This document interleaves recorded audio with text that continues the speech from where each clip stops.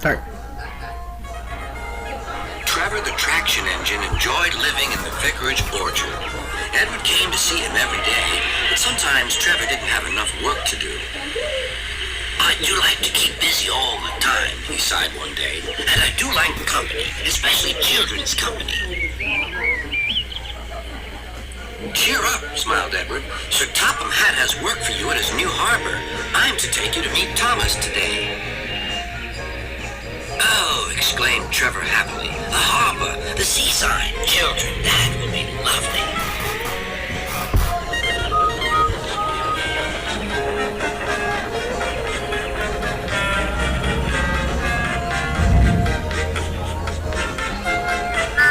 Thomas was on his way to the harbor with a trainload of metal pilings. They were needed to make the harbor wall firm and safe. Hello, Thomas, said Edward. This is Trevor, a friend of mine. He's a traction engine.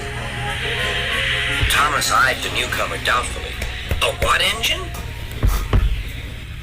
A traction engine, explained Trevor.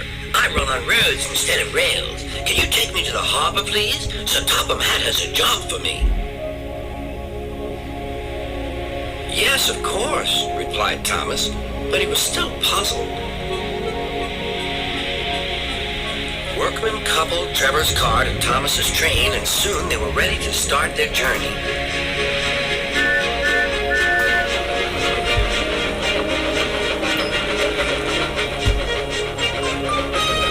I'm glad Sir Topham Hatt needs me, called Trevor. I don't have enough to do sometimes, you know, although I can work anywhere, in orchards, on farms, in scrapyards, even at harbors. But you don't run on rails, puffed Thomas. I'm a traction engine. I don't need rails to be useful, replied Trevor. You wait and see.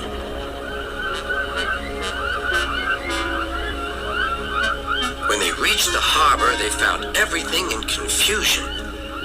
Cars had been derailed, blocking the line, and stone slabs lay everywhere. We must get these pilings past, said Thomas's driver. They are essential. Trevor, we need you to drag them around this mess. Just the sort of job I like, replied Trevor. Now you'll see, Thomas. I'll soon show you what traction engines can do. Trevor was as good as his word. He dragged the pilings clear with chains and towed them into position. Who needs rails? He muttered cheerfully to himself.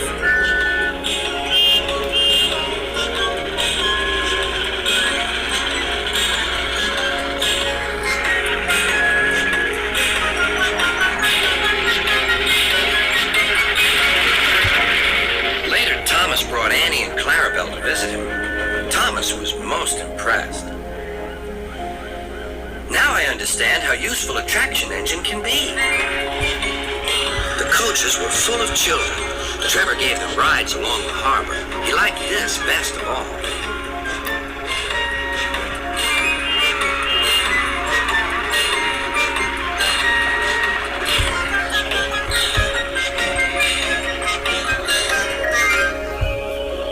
He's very kind, said Annie.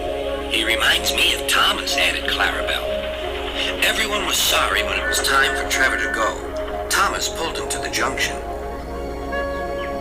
A small tear came into Trevor's eye. Thomas pretended not to see. He whistled gaily to make Trevor happy.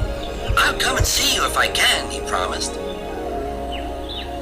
The vicar will look after you, and there's plenty of work for you now at the orchard, but we may need you again at the harbor someday. That would be wonderful, said Trevor. That evening, Trevor stood remembering his new friend Thomas, the harbor, and most of all, the children. Then he went happily to sleep in the shed at the bottom of the orchard.